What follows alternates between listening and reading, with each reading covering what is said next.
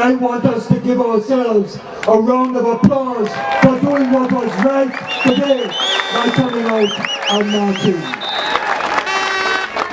And as I stand here, you may not see it that easily, but we are surrounded by the hills. And I am reminded by that biblical statement which says, "Mine eyes shall look up to the hills, from whence cometh my help."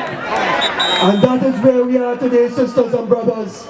We just have to look up to the hills, from whence cometh our help. And we know that we are on the right track, doing the right thing for the people of Trinidad and Tobago. I want to, I'm not going to be long, I want to say to you that on the 8th of May last year, that was the last meeting of the political leaders of the partnership that I attended. We're in the diplomatic center. And I'm putting forward the positions and concerns of my party, the MSK, which we had articulated in March of last year.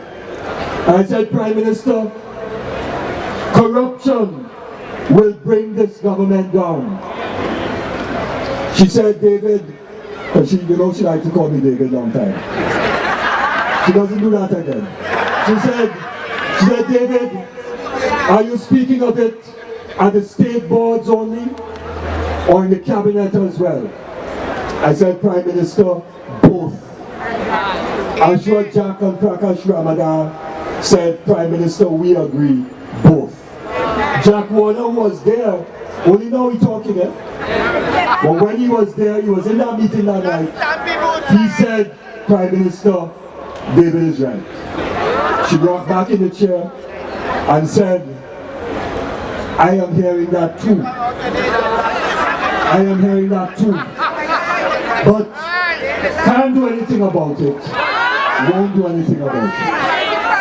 And I knew that I could no longer be part of a government or of a coalition politically where the leader of that said that she knew about the corruption and was not prepared to do anything about it. No, sisters and brothers. What we hear today by Kamla speaking against Jack is what I call convenient truths. She's saying that now that Jack was being investigated about the flying squad issue.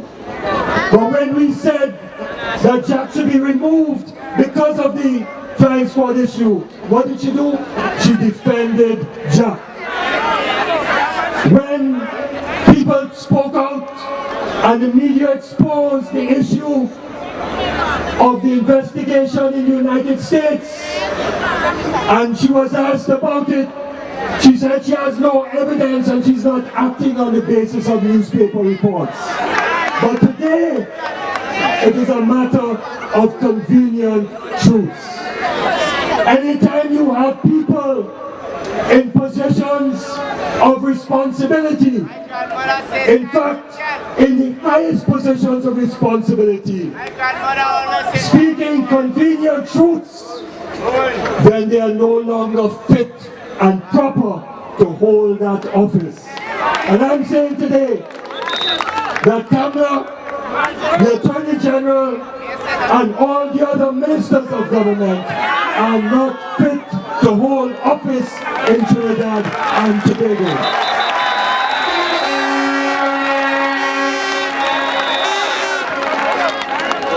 And when you hear them speak, I'm reminded of another saying, that God first God first makes mad those who he wants to destroy. And you begin to see them falling apart.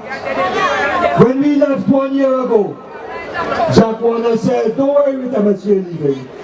1 from 5 leaves 5. Well, when we left, that was the end of the partnership.